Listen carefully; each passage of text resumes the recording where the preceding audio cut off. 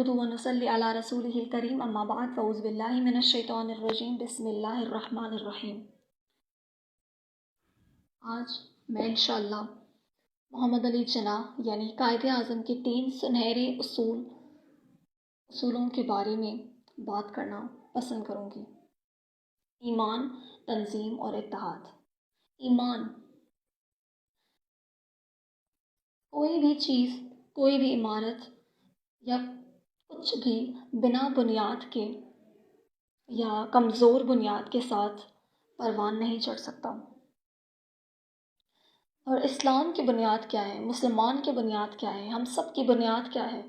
हमारी बुनियाद यकीनन ईमान है। इस्लाम की बुनियाद ईमान है। मज़बूत इमारत तभी बन सकती है जब उसकी बुनियाद कम मज़बूत हो, यानी ईमान जो है वो बुनियाद है। और इस्लाम या हमारा मुसलमान होना उसी सूरत में तय हो सकता है जब हम ईमान वाले हों, जब हमारे अंदर में ईमान हो।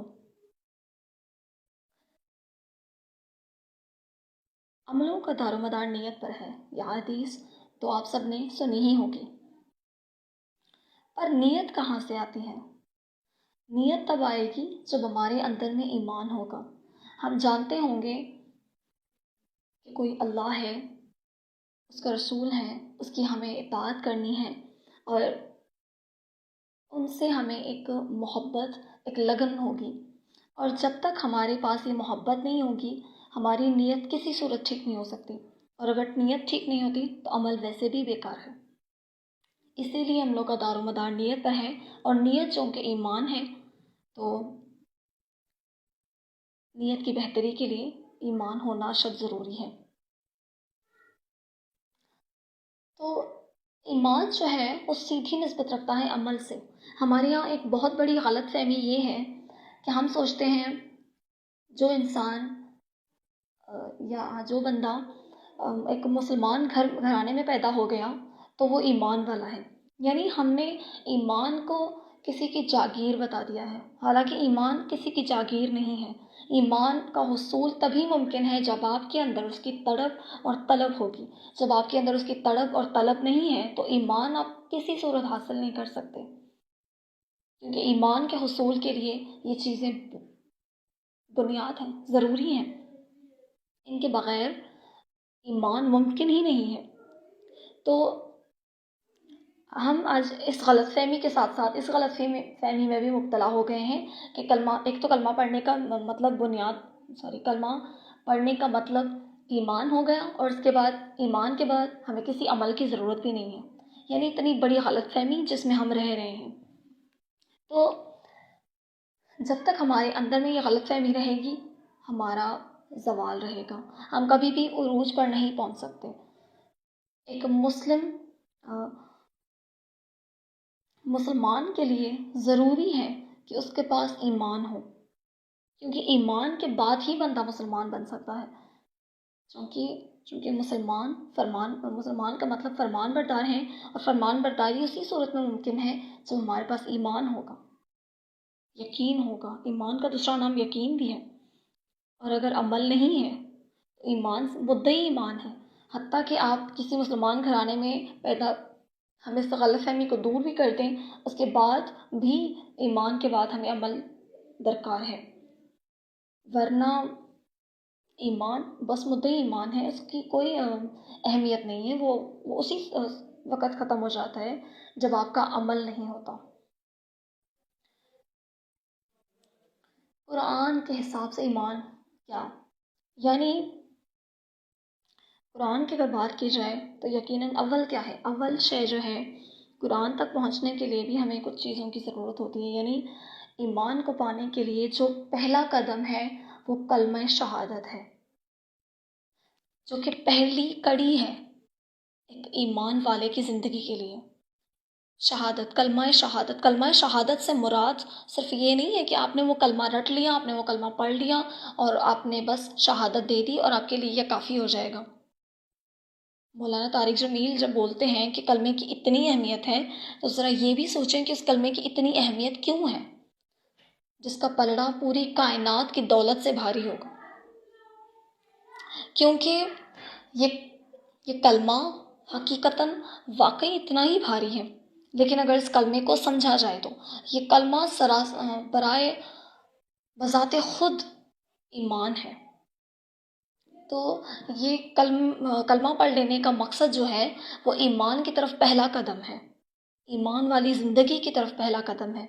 اور پھر جو آخری قدم ہے وہ موت، اللہ کے راستے میں موت کی جستجو کرنا ہے، یعنی ایمان کی آخری کڑی یا ایمان کا آخری حصہ وہ ہے شہادت کی جستجو کرنا۔ لیکن یہ اول اور آخر ہے، اس کے بیچ میں جو کچھ آتا ہے، اس کے بیچ میں جو قدم آتے ہیں ان کا کیا؟ ہم نے ایمان بھی حاصل کر لیا اور ہمیں صرف موت کی جستجو ہے اللہ کے راستے میں، لیکن عمل کا کیا؟ بیچ والے جو اقدام ہیں ان کا کیا ان اقدام کی کوئی اہمیت نہیں ہے؟ دوسری کڑی کیا ہے؟ دوسرا قدم کیا ہے؟ دوسری سیڑھی کیا ہے؟ دوسری سیڑھی یا دوسرا قدم جو ہے وہ قرآن اور سنت ہے۔ کوئی ملا مولوی نہیں، بلکہ قرآن اور سنت۔ قرآن، کلمہ شہادت پڑھ لینے کے بعد عمل کے لیے ضروری ہے کہ قرآن کو پڑھا جائے، بلکہ اشد ضروری ہے، درکار ہے، یہ ایک ضرورت ہے۔ ایسے نہیں ہے کہ یہ آپ چاہیں تو کر لیں اور چاہیں تو نہ کریں، بلکہ یہ ایک شرط ہے۔ اور جب ہم قرآن کو پڑھتے ہیں، قرآن کو سمجھتے ہیں، سنت پر عمل کرتے ہیں، سنت کو سمجھتے ہیں، تو کیا ہوتا ہے کہ ہم ایمان کے دوسرے قدم پر کھڑے ہیں، یعنی ہم ایمان کی دوسری منزل پر کھڑے ہیں۔ تو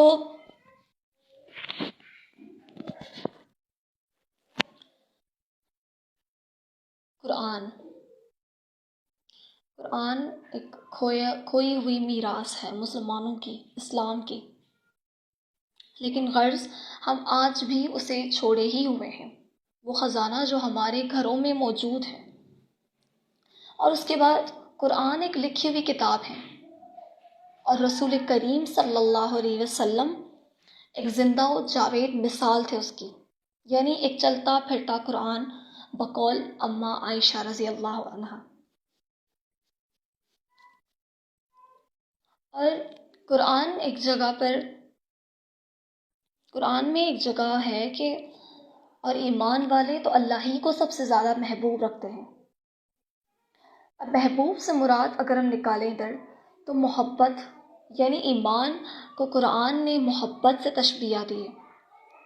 ایمان، اگر ہمارے پاس ایمان ایک محبت ہے، ہم نے بہت ساری ایسی شعر و شاعری بھی پڑھی ہوگی جس میں اس طرح کے ہوتے ہیں ایمان وغیرہ، عبادت، جو کچھ بھی، لیکن کیا ہے کہ محبت، اور وہ ایسی محبت ہو جس کی کوئی بھیٹ نہ ہو، جس کو کسی بھی چیز سے بھیٹا نہ جائے۔ یہ محبت، یہ لامحدود محبت ہے، یہ ایسی محبت ہے، یعنی ایک ایمان والے پر کبھی بھی دنیا کی کوئی بھی محبت غالب نہیں آ سکتی سوائے اللہ اور اس کے رسول صلی اللہ علیہ وسلم کے۔ یہی ایمان کا تقاضا ہے، اور غرض ہم نے اسی چیز کو چھوڑ دیا۔ آج اگر میں کہوں گی تو شاید آپ میں سے بہت سے لوگ کہیں گے کہ یہ ایک غلط بات ہے، کیونکہ ہم محبت کرتے ہیں اور ہم سب سے زیادہ کرتے ہیں، لیکن اگر تھوڑا اس بات کو گہرائی سے سوچیں تو کہاں تک محدود ہے یہ محبت؟ کھوکھلے دعوے تک، بس ہم دعویٰ کرتے ہیں کہ ہم محبت کرتے ہیں، لیکن کیا اس محبت کو قرآن نے کہا ہے، قرآن نے بیان کیا ہے؟ قرآن نے جس محبت کو بیان کیا ہے وہ اس طرح سے کیا ہے کہ گویا تمہارے راستے میں کوئی بھی محبت آ جائے، کوئی بھی مشکل آ جائے، کچھ بھی ہو جائے، لیکن تم ہمیشہ اللہ ہی کو سب سے زیادہ محبوب رکھو گے۔ محبوب رکھنے سے مراد کہ اسے ہمیشہ پہلے رکھو گے، اس کا خیال ہمیشہ پہلے آئے گا، کسی کے بھی اوپر اس کا خیال نہیں آ سکتا۔ اور جب تک ہم اس چیز میں کامیاب نہیں ہوتے تب تک اللہ کی محبت ہمارے دلوں اور ہماری روحوں پر قابض نہیں ہوئی ہے، اور اس محبت کا قابض ہونا اشد سے اشد ضروری ہے، کیونکہ ایمان یہی ایمان ہے، یہی ایمان کا تقاضا ہے۔ اور ایک حدیث میں بھی آتا ہے جس کا مفہوم یہ ہے کہ جب تک، اور حضور پاک صلی اللہ علیہ وسلم فرماتے ہیں کہ جب تک تمہیں ہر چیز سے زیادہ حضور پاک صلی اللہ علیہ وسلم اور ان کے خدا محبوب نہیں ہو جاتے، تب تک تمہارا ایمان مکمل نہیں ہے۔ ہم ایمان مکمل کو تو چھوڑیں، لیکن کیا ہمارا ایمان ہے بھی؟ کیا ہمیں ان کا خیال تک ہے؟ کیا ہمیں کوئی غور و فکر ہے کہ ہمارے اندر میں حقیقتاً اس کا کوئی خیال ہے، بنا کسی منافقت کے ساتھ؟ کیا ہمارے اندر ان کا کوئی خیال ہے؟ محبت ہے؟ محبت ہوگی تو ایمان ہوگا۔ ایمان کہاں سے آئے گا جب محبت ہی نہیں ہے؟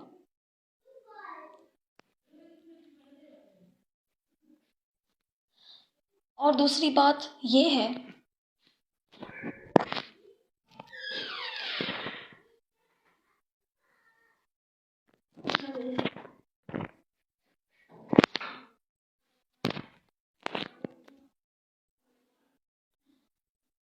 اور اس عشق حقیقی کا تقاضا یہ ہے کہ فرمان بردار ہو جائے، مسلمان ہو جائے۔ اب آتے ہیں مسلمان پر۔ ایمان کے بعد جو دوسری سیڑھی ہے یا دوسری کڑی ہے وہ مسلمان ہونا ہے، اسلام۔ ایمان بھی کافی نہیں ہوگا جب تک ہم مسلمان نہیں ہوتے۔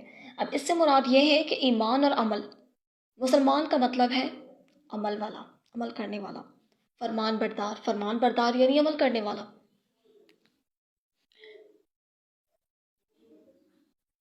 اب عمل سے کیا مراد ہے؟ 5 وقت کی نماز پڑھ لی، روزے رکھ لیے، حج عمرے کر لیے، زکوٰۃ دے دی تھوڑی بہت کنجوسی کے ساتھ، ہو گئے ایمان کے تقاضے پورے، ہو گیا ہمارا عمل؟ کیا یہی ہم عمل کہتے ہیں؟ یہ تو مذہب پرستی سے بھی کمتر ہے۔ عمل سے کیا مراد ہے؟ عمل سے مراد ہے آپ کی زندگی کے ہر حصے میں اللہ اور اس کا رسول صلی اللہ علیہ وسلم سب سے آگے ہونا۔ جب تک ایسا نہیں ہوتا تب تک آپ عمل پیرا نہیں ہیں، تب تک آپ کا اور میرا کوئی عمل نہیں ہے۔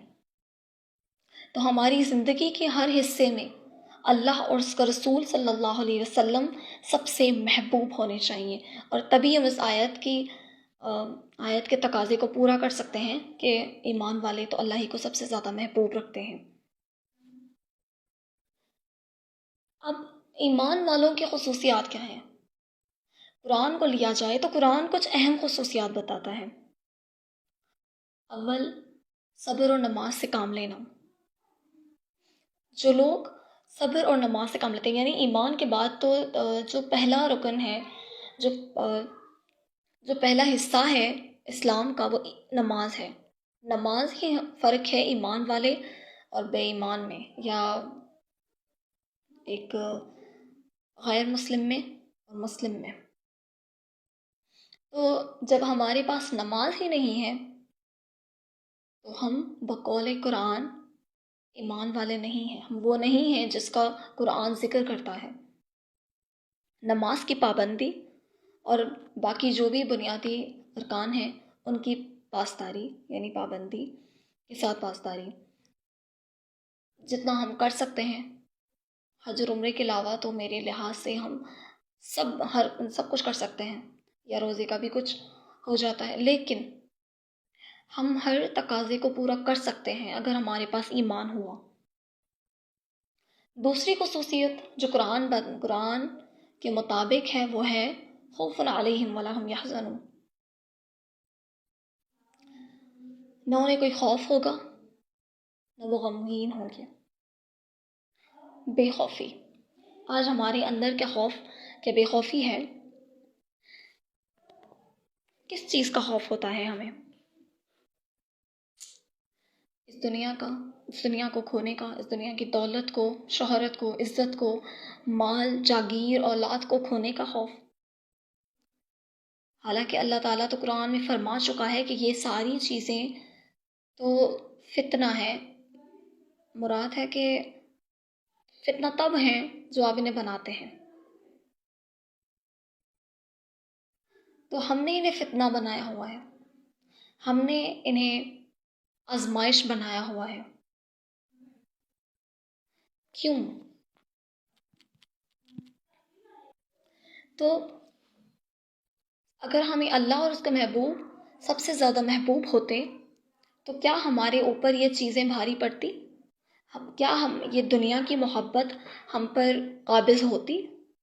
ہرگز نہیں ہوتی، کیونکہ یہی محبت کا تقاضا ہے، یہی عشق حقیقی کا تقاضا ہے، اور یہی عشق حقیقی ہے کہ جب ایک بار یہ آپ پر غالب آ جائے تو کوئی بھی محبت آپ پر غالب نہیں آ سکتی۔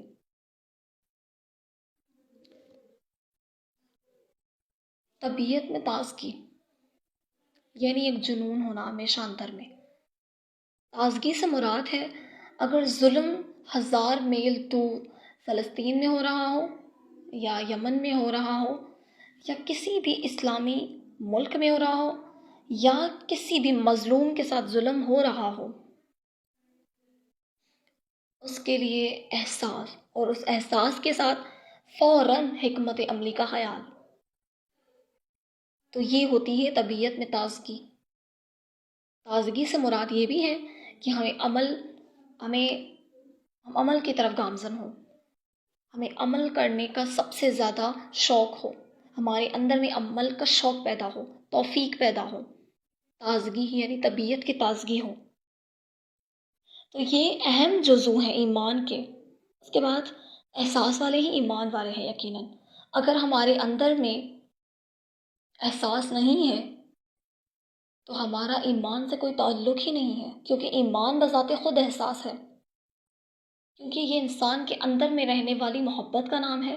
تو چونکہ محبت خود احساس ہے تو ایمان بذات خود احساس ہوا۔ اب میں یا یوں کہوں کہ میں ایک مسلمان ہوں، یا آپ ایک مسلمان ہیں، ہم انسان بھی ہیں، اور ہمارے لیے اپنے بچوں کا خوف ہوگا۔ ہم سوچیں گے کہ انہیں کوئی تکلیف نہ آئے، لیکن اگر ہمارے اندر میں ہمارے باقی مسلمانوں کا خوف نہ ہو، میرا مقصد ہے کہ باقی مسلمانوں کے بچوں کا خوف نہ ہو، ان کی جانوں کا، ان کے مال کا، ان کی عزت و آبرو کا خوف نہ ہو، تو یہ احساس نہیں ہے، اور یہ ایمان کا تقاضا ہرگز نہیں ہے۔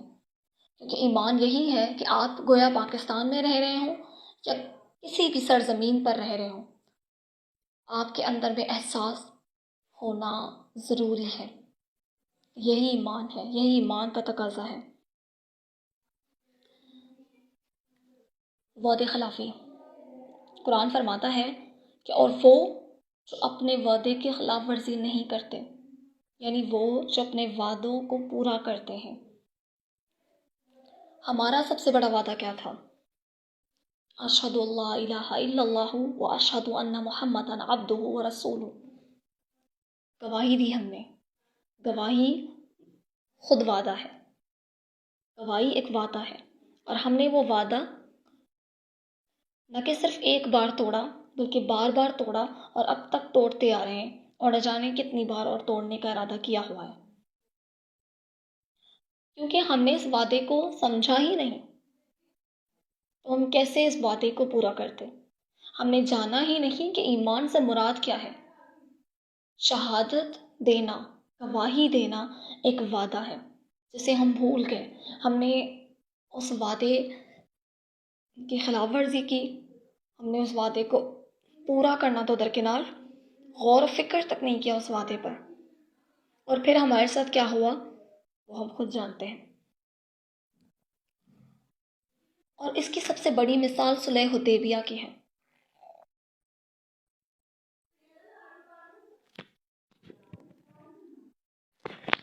صلح حدیبیہ میں آپ سب جانتے ہوں گے کہ کن حالات سے گزر کر حضور پاک صلی اللہ علیہ وسلم نے اللہ تعالیٰ کی خاطر، اللہ تعالیٰ سے کیے گئے وعدے کی خاطر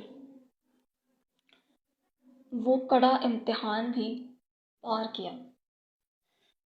یہ آسان نہیں ہوگا ہرگز. جب عمر نے بھی یہ کہہ دیا کہ کیا آپ اللہ کے رسول نہیں، اس قدر.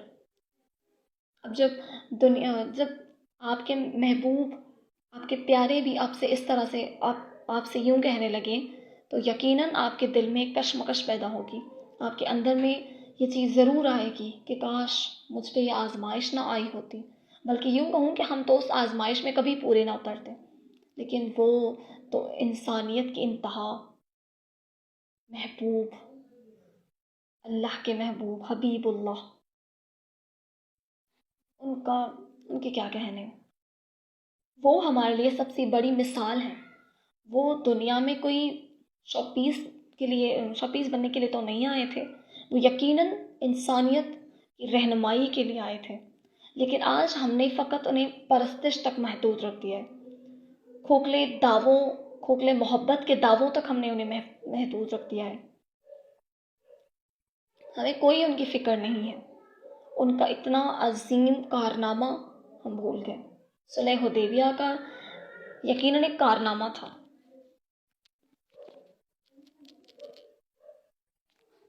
تو یہ ہمارے لیے ایک بہت بڑی مثال ہے. اور اس کے بعد ایک بہت بڑی مثال اور ملتی ہے. امانت میں خیانت نہ کرنے والے ایمان والے ہیں. اور اگر ہم بات کریں حضور پاک صلی اللہ علیہ وسلم کی، تو ہم جانتے ہیں جب آپ صلی اللہ علیہ وسلم کو مدینے میں جانے کے لیے حکم دیا گیا تو آپ نے کیا عظیم کارکردگی اختیار کی.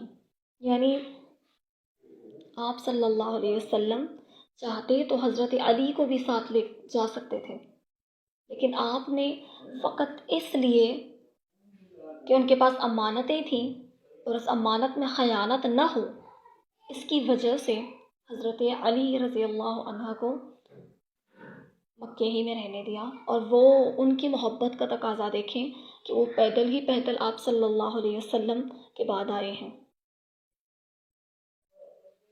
تو یہ ہوتا ہے محبت کا اصلی دعویٰ، اور یہ ہوتی ہے وعدے کی پاسداری. امانت میں خیانت نہ کرنا اسے کہتے ہیں. امانت کا پال رکھنا، امانت کو مکمل کرنا اسے کہتے ہیں. آپ صلی اللہ علیہ وسلم کے دشمن تھے وہ کافر.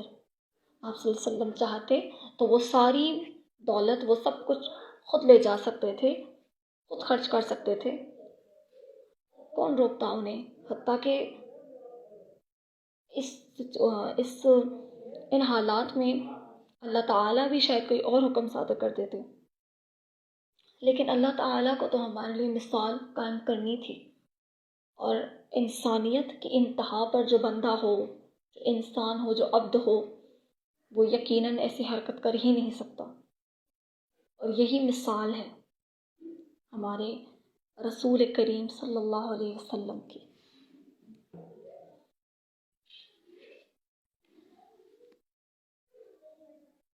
کیا ہم جانتے ہیں کہ اللہ کا مقصد کیا ہے؟ اللہ کا عظیم مقصد کیا ہے جس کے لیے ہمیں جد و جہد درکار ہے؟ کیونکہ جو اللہ کو یاد رکھتے ہیں اللہ بھی انہیں کو یاد رکھتا ہے. جو اللہ کو بھول جاتے ہیں اللہ بھی انہیں بھول جاتا ہے. کیونکہ یہ مکافات عمل ہے اور اللہ کو تو پورا حق ہے اس بات کا. وہ تو قادر ہے جو چاہے کرے. تو جب ہم اللہ کو بھول گئے، اس کے عظیم مقصد کو بھول گئے بلکہ،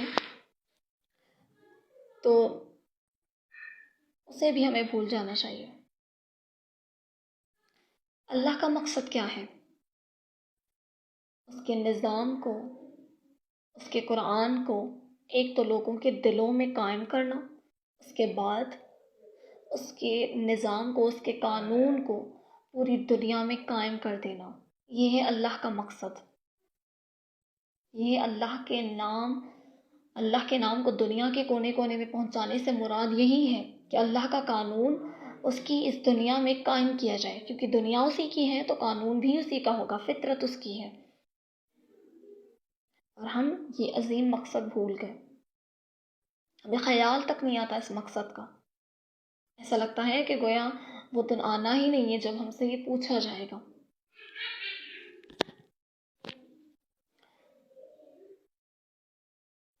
ایمان کی قوت اور بے ایمانی کیا ہے؟ ایمان کی قوت کے کیا کہنے؟ ایمان کی قوت کی سب سے بڑی مثال جنگ بدر ہے۔ ہم جانتے ہیں کہ جنگ بدر میں مسلمانوں کی تعداد کیا تھی، لیکن انہوں نے کیا عظیم کارنامہ انجام دیا وہ بھی ہم جانتے ہیں، یہ بھی ہم جانتے ہیں، یعنی مسلمانوں نے اپنے دشمنوں، یا یوں کہوں کہ اللہ کے دشمنوں کو نیست و نابود کر دیا، اور اپنی انتہائی کم تعداد سے یہ ثابت کر دیا کہ ایمان کی قوت ہی قوت عظیم ہے۔ آپ تصور کریں ابھی کہ آپ کے سامنے 100 بندے کچھ ہتھیار لیے کھڑے ہیں، تو آپ کیا محسوس کریں گے؟ یوں سوچیں کہ آپ کے پاس صرف کوئی ہتھیار ہو بھی، لیکن آپ صرف ایک ہیں، تو آپ کیا کر سکتے ہیں؟ آپ سوچیں گے کہ آپ خوف زدہ ہو جائیں گے، آپ سوچیں گے کہ میں کیا کر سکتا ہوں، میں تو کچھ نہیں کر سکتا، کیونکہ وہ 100 ہیں، میں ایک ہوں۔ لیکن اگر آپ سوچیں کہ ان 100 لوگوں نے میرے پیاروں کا قتل عام کیا ہے، میرے پیارے اللہ کو یا میرے پیارے اللہ کے مقصد کو مٹی میں ملانے کی ٹھان لی ہے، تو کیا میں انہیں قتل کیے بغیر مر جاؤں؟ کیا میں انہیں نقصان کیے بغیر مر جاؤں؟ زیادہ نہ صحیح تو کم سے کم مجھے ان میں سے کچھ لوگوں کو تو نیست و نابود کرنا ہی ہوگا۔ اگر میں ایسے مر گیا تو یہ ایک انتہائی بے غیرت موت ہوگی۔ یہ موت پھر ایمان کے ساتھ نہیں ہوگی اگر میں خوف سے مر گیا، کیونکہ میرے دل میں خوف صرف اللہ کا ہونا چاہیے، اور یہی اللہ کا خوف ہے، یہی ایمان کی قوت ہے۔ ایمان کی قوت کا تقاضا ہی اللہ کا خوف ہے۔ اللہ کا خوف ہوا تو کسی کا خوف نہیں ہوگا۔ جیسے علامہ محمد اقبال فرماتے ہیں نا کہ یہ ایک سجدہ جو تمہیں گراں گزرتا ہے، 1000 سجدوں سے دیتا ہے آدمی کو نجات۔ تو یہ ایک سجدہ ہمارے لیے کافی ہو، اگر یہ سجدہ حقیقی ہو۔ لیکن ہمارے بس ٹکر لگا دیتے ہیں ہم زمین کو، نہ جانے کیسے سجدے ہم کرتے ہیں۔ زمین پوچھتی ہے نمازی کہاں ہے، نہ جانے کہاں ہے وہ نمازی جو ہر حال میں نماز ادا کرے۔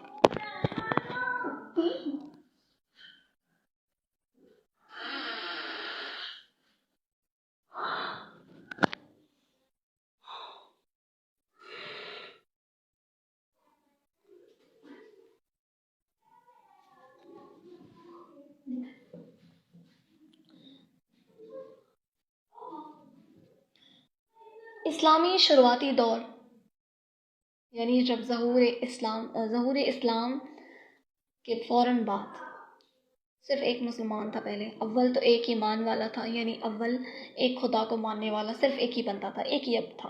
وہ کون عبد تھا؟ وہ عبد عظیم تھا، وہ عبد جس نے دنیا میں اسلام کو قائم کر دیا، وہ جو عظیم مرتبے والا تھا، رحمت للعالمین۔ اور اس کے بعد ہمارے پاس زیادہ سے زیادہ 4 مسلمان ہوں گے۔ اس کے بعد امی خدیجہ تھی، حضرت ابوبکر، اور ایک 2 صحابی تھے۔ تو کیا ہوا؟ ان کی قوت ایمانی نے کیا عظیم کارنامہ سر انجام دیا۔ جب ان کو تکلیفیں آتی بہت سے لوگ ان سے متاثر ہوئے. متاثر کس چیز سے ہوئے؟ دیکھا تو ان کو پہلے بھی ہوا تھا، ان جانتے تو ان کو پہلے بھی تھے. متاثر کس چیز سے ہوئے؟ ان کے ایمان سے، ان کی برداشت سے، ان کی محبت سے. یعنی ایمان، محبت سے وہ لوگ متاثر ہوئے، اور ایسے کر کر کے ایمان. اور اس کے بعد ہم جانتے ہیں جنگ بدر کا، جیسے میں نے آپ کو مثال دیا، اس کے جنگ بدر تو بس ایک واحد مثال ہے، یا پہلی مثال ہے، مثال اول ہے. اس کے بعد جتنی بھی مسلمانوں نے جنگیں جیتی ہیں، لگ بھگ ہر جنگ میں ان کی تعداد کم ہی رہی ہے، لیکن ان کی قوت نے یہ ثابت کیا ہے کہ ایمان کی قوت ہی عظیم قوت ہے. ہتھیار یقیناً اسباب ضروری ہوتے ہیں، لیکن اس کا مطلب یہ ہرگز نہیں ہے کہ صرف اور صرف آپ کے پاس ہتھیار ہوں اور فتح آپ کی ہے. فتح اللہ کی ہی ہوتی ہے، مسلمانوں کی فتح فقط اور فقط اللہ کی ہوتی ہے. لیکن جب دل ایمان کے نور سے منور ہو، ایمان کے چراغ سے روشن ہو، تبھی یہ فتح، یہ عظیم فتح ممکن ہے. اب آئیے جانتے ہیں کہ ہم کون ہیں. یہ سب جاننے کے بعد آپ کو یہ تو سمجھ آ گئی ہوگی کہ ایمان کیا ہے، ایمان کی قوت کیا ہے، اور اسی طرح کا کچھ. ہم کون ہیں؟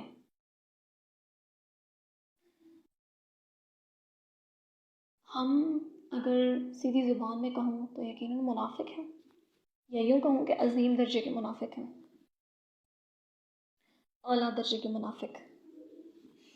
لیکن ہم میں اور 1400 سال پہلے والے منافقوں میں فرق صرف اتنا ہے کہ وہ لوگ مانتے تھے کہ ہم منافق ہیں، اور ہم مانتے نہیں ہیں کہ ہم منافق ہیں. ہم اپنے آپ سے بھی یہاں تک کہ جھوٹ بولتے ہیں کہ نہیں، ہم تو مسلمان ہیں بھائی، ہم ایمان والے ہیں، ہم منافق نہیں ہیں. یہ ہے فرق ہم میں اور ان میں. اب ایمان والوں میں اور منافقوں میں فرق کیا ہے؟ ایمان والے، آپ جانتے ہیں کہ ایمان انسان کے اندر میں سمانے والی محبت اور حقیقت کا نام ہے. یہ نہیں ہے کہ آپ باہر سے کتنے پاک شفاف اور مولوی ملا لگتے ہیں. اس کا تعلق آپ کے اندر سے ہے. اور منافقت کیا ہے کہ آپ کا اندر جو ہے وہ گندگی سے بھرا پڑا ہو، اس میں کوئی پاکیزگی نہ ہو.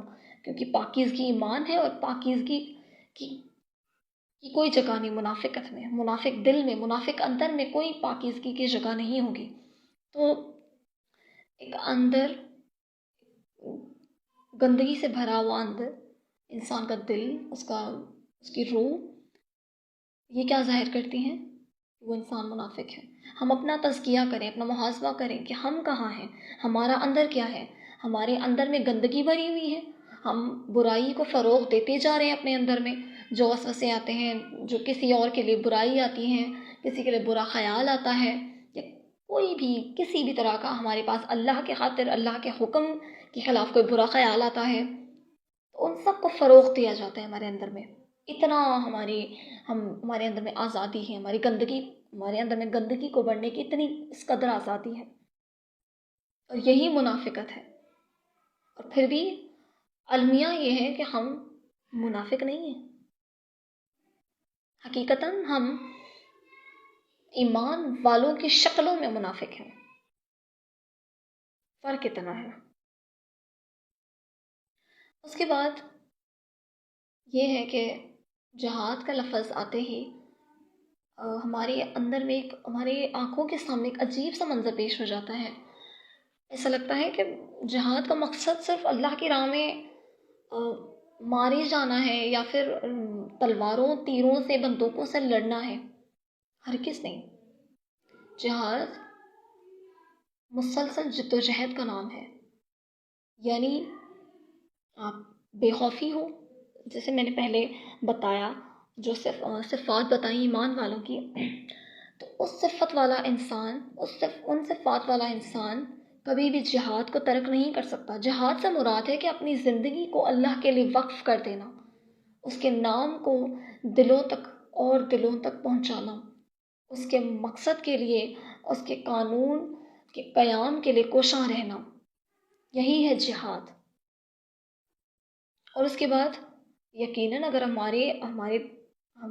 یہ جہاد کریں گے تو ہمارے اندر میں شہادت کی جستجو ضرور پیدا ہوگی، اور اس قدر ہوگی جس قدر پہلے ہوا کرتی تھی۔ اور یہی جستجو ہمیں اس عظیم مقصد میں کامیاب کروا سکتی ہے۔ لیکن غرض ہم تو جہاد کو ترک کر چکے ہیں، اور غرض ترک جہاد ترک ایمان ہے حقیقتاً، کیونکہ ساری صفات جو جہادی میں یا جو ایک مجاہد میں ہوتی ہیں وہ ساری صفات ایمانی صفات ہیں۔ وہ بڑی جو مطلب بنیادی صفات ہیں۔ ہم کیا کرتے ہیں؟ کھوکھلے دعوے کہ ہمیں محبت بھی ہے، ہمیں اللہ اور اس کے رسول صلی اللہ علیہ وسلم سے محبت بھی ہے، ہم اس کے فرمان بردار بھی ہیں، بس کھوکھلے دعوے کرتے ہیں ہم بس ظاہری رسومات کو اپناتے ہیں۔ جیسے اللہ تعالیٰ قرآن میں فرماتے ہیں نا کہ دو گروہوں کے بیچ میں جو فرق بتاتے ہیں کہ ایک گروہ وہ جو بس ظاہری رسومات ادا کرتا ہے، اور ایک گروہ وہ جو اللہ کی راہ میں جان اور مال سے جہاد کرتا ہے، وہ دونوں کبھی برابر نہیں ہو سکتے۔ تو یقیناً ہم برابر نہیں ہو سکتے۔ کس طرح ہم برابر ہو سکتے ہیں؟ ہمارے پاس فقط اور فقط کرنے کے لیے کھوکھلے دعوے ہی ہیں جو ہم آج تک کرتے آ رہے ہیں۔ اگر حضور پاک صلی اللہ علیہ وسلم کی شان میں کوئی گستاخی کرتے تو ہم اس پر مطلب سوار ہو جاتے ہیں یا اس کو قتل کرنے پہ تلاتے ہیں۔ لیکن غرض ہم جو اتنے سالوں سے ان کے شان میں گستاخی کرتے آ رہے ہیں، اپنے عمل سے، اپنے ایمان سے، اپنے منافقت سے، اس کی ہمیں کوئی پرواہ نہیں ہے، کوئی بھی نہیں۔ ہم قیامت کے دن ہمیں بس اسی سے آزادی مل جائے گی، ہم بس اسی سے مطلب جنتی ہی کہلائیں گے یا جنت میں جائیں گے، اللہ کے قرب کو حاصل کر لیں گے کہ ہم نے حضور پاک صلی اللہ علیہ وسلم کی حرمت کی حفاظت کی۔ بس ان کو کوئی معاذ اللہ برا بھلا کہے تو اس کی ہم نے گردن اڑا دیا، اس کو ہم نے مار دیا۔ یہی ہمارا ایمان کا تقاضا تھا، یہی ہمارا عمل تھا۔ اس کے بعد اللہ خیر صلی اللہ۔ اگر ہم نے حقیقتاً ایمان کو جانا ہوتا تو یہ کبھی نہ ہوتا۔ اور اس کے بعد ہم آج یہ سوچتے ہیں کہ یہ جو سینکڑوں خداؤں والے ایک جگہ کھڑے ہیں، متحد ہیں، یہ بہت مضبوط ہیں۔ شیطانی چال ہے یہ، اور شیطانی چال انتہائی کمزور ہے۔ یہ بس دکھنے میں مضبوط ہے، یہ مکڑی کے جالے کی طرح ہے، جو دکھنے میں تو بہت مضبوط لگتا ہے مگر انتہائی کمزور ہوتا ہے۔ بس ایک کوشش اور ورنہ تو ٹوٹ جاتا ہے۔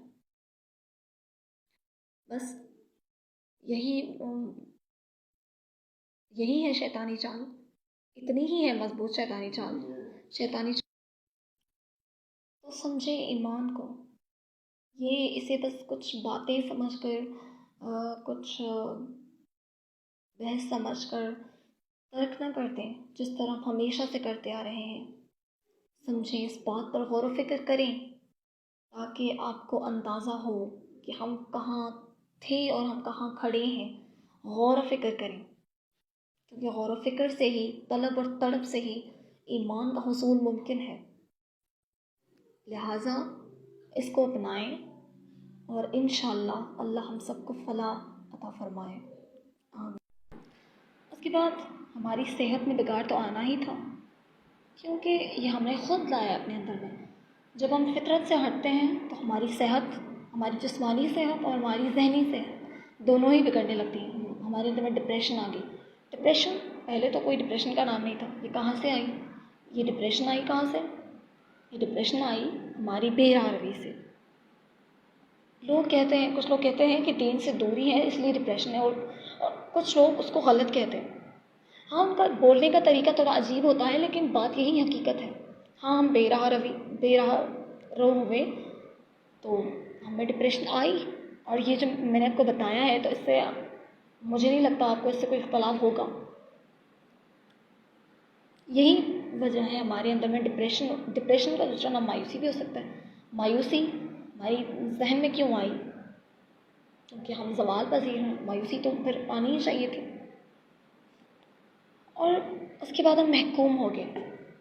ہم نہ کہ صرف دشمنوں کے محکوم ہو گئے بلکہ اپنے نفس کے، اپنے اندر کے محکوم ہو گئے. ہم وہی ایک سجدے سے کہے تو 1000 کرنے پڑے. اور پھر زوال پذیری تو آنی ہی تھی. کیونکہ زوال کہاں سے آیا ہمارا؟ ہمارے اپنے کرتوتوں سے آیا ہمارا زوال.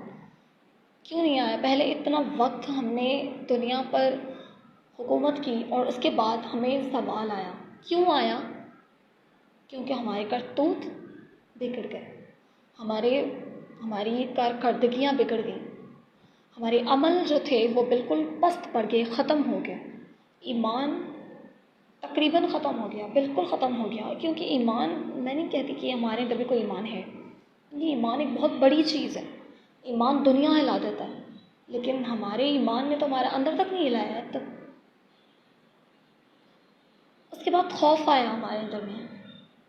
مسلمان کے لیے تو خوف تھا ہی نہیں لیکن ہمارے اندر میں خوف آیا. کیوں آیا؟ کیونکہ دنیا آخرت پر بھاری پڑ گئی. اور جب دنیا آخرت پر بھاری پڑی تو خوف تو تھا ہی، ہونا ہی تھا. کیونکہ ہمیں پتہ ہے کہ ہمارے عمل ہی نہیں ہے کہ ہم جواب دے سکیں اللہ تعالیٰ کو. کہیں نہ کہیں ہمیں ہے کہ ہمیں کچھ نہ کچھ، ہمیں مطلب کچھ تو ہوگا آگے. تو خوف آ گیا ہمارے اندر میں، ہماری جانوں کا خوف آ گیا. کیونکہ خوف تو سب سے بڑی علامت ہے منافقت کے.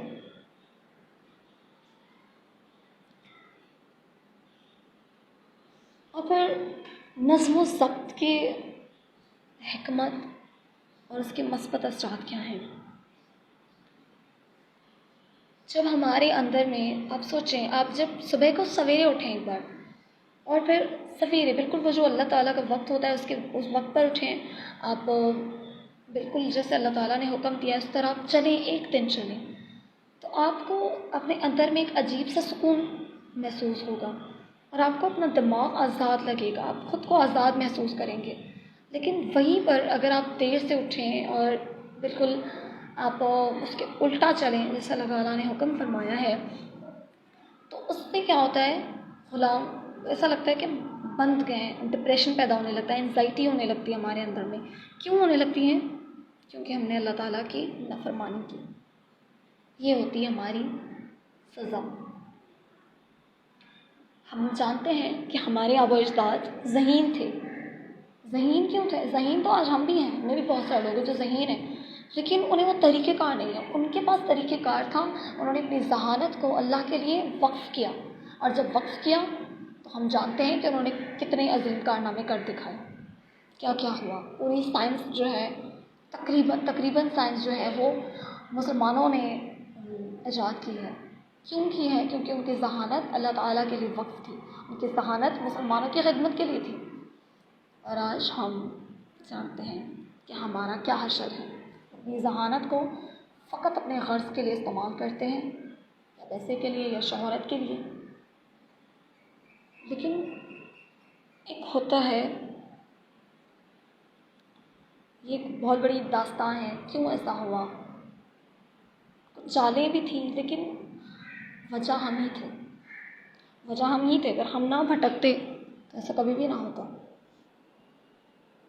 اور پھر جب سوچ کا دائرہ وسیع ہو تو آپ کبھی بھی محکوم نہیں ہو سکتے. کیونکہ محکومی ان کا مقدر ہے جن کی سوچ پست ہے، جو گرے ہوئے ہیں، جو اٹھنے کی چاہت نہیں رکھتے، جن کے اندر میں غیرت نہیں ہے، وہ محکوم ہیں. اور آج ہم کیا ہیں؟ ہم بھی محکوم ہیں. تو سوچ لیں کہ ہم کیا ہیں. کیوں ہم نے کسی کو یہ موقع دیا کہ وہ آ کر ہم پر غلامی تھوپے، وہ آ کر ہم پر بادشاہی کرے.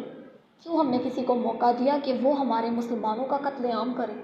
اگر ہمارے پاس وہ قوت ہوتی، اگر ہماری مطلب ہمارے پاس وہ قوت ہوتی تو ہم اللہ تعالیٰ کا نظام یقیناً قائم کر دیتے، اور جب یہ نظام قائم ہوتا تو کسی کی جرت نہ ہوتی ہم پر آنکھ اٹھا کے بھی دیکھے، کیونکہ مسلمانوں کا ایمان ہی کافی ہوتا ہے اگر ہو تو۔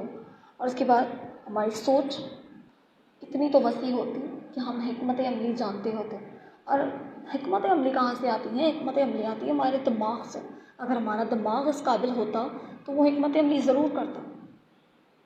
لیکن آج جب فلسطین میں یہ ظلم ہو رہا ہے، شام ہے، برما ہے، یمن ہے، عراق ہے، پتہ نہیں کتنے ان گنت مسلمانوں کی زمینیں جو ہیں وہ بالکل کھنڈر بن چکی ہیں۔ اگر ہماری حکمت عملی ہوتی تو ہم صرف یہ نہ کہتے کہ دعا کرو، کیونکہ خالی دعاؤں سے کچھ بھی نہیں ہوتا۔ صلاح الدین ایوبی نے خالی دعا تو نہیں کی ہوگی یقیناً، اور اب یہ نہ کہیے گا کہ وہ وقت ایسا تھا، وہ تیر و تلواروں کی تھی اور آج جنگ الگ ہے۔ نہیں، اگر جنگ، جیسا کہ میں نے پہلے کہا کہ اسلامی تہذیب ہمیشہ زندہ و جاوید ہے، اور اگر ہم چاہیں تو آج بھی ہم بالکل اسی طرح سے اپنا سکتے ہیں، اور اسی طرح کا عروج ہمیں پھر سے حاصل ہو سکتا ہے اگر ہمارے دماغوں میں یہ بات فٹ ہو جائے۔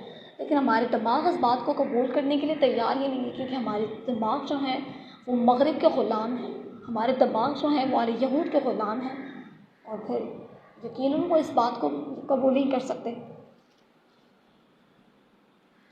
ان کے پاس بہتر صحت تھی، کیوں تھی؟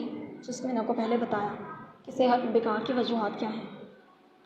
اور پھر زندگی و آخرت میں ایک بہترین تمدن تھا، ایک بیلنس تھا بہترین۔ کیوں تھا؟ ہم آج ہمارے یہاں دو قسم کے لوگ پائے جاتے ہیں۔ ایک وہ ہوتے ہیں جو سوچتے ہیں کہ پورا زندگی کو ترک کر دو، چھوڑ دو، سب کو چھوڑ دو اور آخرت کی طرف دیکھو۔ مطلب انہیں لگتا ہے کہ نفلی عبادات ہیں یا نمازیں اگر ہم پڑھ لیں، ہم روزے رکھیں، ہم حج عمرے کریں، ہم زیادہ سے زیادہ لوگوں کو ایمان، مطلب یہ تو پھر بھی الگ بات ہے، تو ان کے لیے یہ آخرت کو حاصل کرنے کا طریقہ کار یہ ہے۔ اور کچھ لوگ ایسے ہوتے ہیں جو بالکل ہی دنیا کو چپک جاتے ہیں، وہ آخرت کو ترک کر دیتے ہیں، ایک دنیا کو ترک کرتے ہیں اور دوسرے آخرت کو ترک کرتے ہیں، حالانکہ راستہ دونوں ہی کا غلط ہے، کسی کا بھی ٹھیک نہیں ہے، کیونکہ اللہ تعالیٰ نے ہمیں دنیا میں بھیجا ہے تو اس کا کوئی مقصد ہے۔ اللہ تعالیٰ نے یہ تو نہیں کہا کہ ہم نفلی عبادت کریں اور ہمیں جنت مل جائے گی۔ کیا اتنا آسان ہے جنت کو حاصل کرنا؟ کیا آپ سوچیں، دو مینیجر ہیں، ایک بھی وہی محنت کرتا ہے، ایک بہت زیادہ محنت کرتا ہے، اور ایک جو ہے وہ تھوڑی بہت محنت کرتا ہے، مطلب اتنی بس ظاہری رسومات کرتا ہے، اور دوسرا جو ہے وہ بالکل جو جیسے محنت کرنے کا حق ہے اس طرح سے محنت کرتا ہے۔ کیا پھر دونوں کو معاوضہ، دونوں کی کامیابی برابر ہوگی؟ یہ چھوٹی سی مثال ہے، یہاں سے ہم سمجھ سکتے ہیں یقیناً نہیں ہوگی۔ تو کیا ظاہری رسومات کافی ہوں گی اسلام کے لیے، جنت کے حصول کے لیے، اللہ کی قربت کے لیے؟ اللہ تعالیٰ قرآن میں خود فرماتے ہیں، جیسے میں نے پہلے بھی آپ کو یہ بتایا تھا شاید، کہ دو گروہ، ایک وہ جو اللہ کی راہ میں مال و جان سے جہاد کرتے ہیں، اور دوسرے وہ جو ظاہری رسومات کرتے ہیں، برابر نہیں ہو سکتے۔ تو یقیناً برابر نہیں ہو سکتے۔ جنت کے حصول کے لیے محنت درکار ہے، اور وہ محنت ہمارے اندر کے ایمان سے ممکن ہے، ہمارے اندر کے جذبے و جنون سے ممکن ہے۔ اور پھر اگر ہم ان کا وقت دیکھیں، ہمارے آباء و اجداد کا وقت دیکھیں، تو وہ خوشحال تھے، اگر برا وقت آتا بھی تو صبر کرتے، لیکن خالی صبر نہیں، وہ محنت کرتے، اور پھر ان کی محنت رنگ لاتی، اور وہ خوشحال تھے، وہ بالکل خوشحال تھے۔ ہم اس کو خوب جانتے ہیں کہ وہ کتنے خوشحال تھے، ان کا عروج تھا، ان کا ایک وقت تھا، ان کا ایک دور تھا، لیکن ہم نے وہ دور ختم کر دیا، ان کی نسلوں نے ان کا کیا کمایا، مطلب ان کا بیڑا ہی غرق کر دیا۔ فلاح و کامیابی کا بھی یہی رستہ تھا، لیکن ہم نے اس راستے کو ترک کر دیا، ہم نے نظم و ضبط چھوڑ دیا، ہم نے سب کچھ چھوڑ دیا، ہم نے پورا وہ ان کا جو ایک بنایا کھیل تھا بگاڑ دیا۔ ان کی محنت ہم نے پہ ہم نے پانی پھیر دی.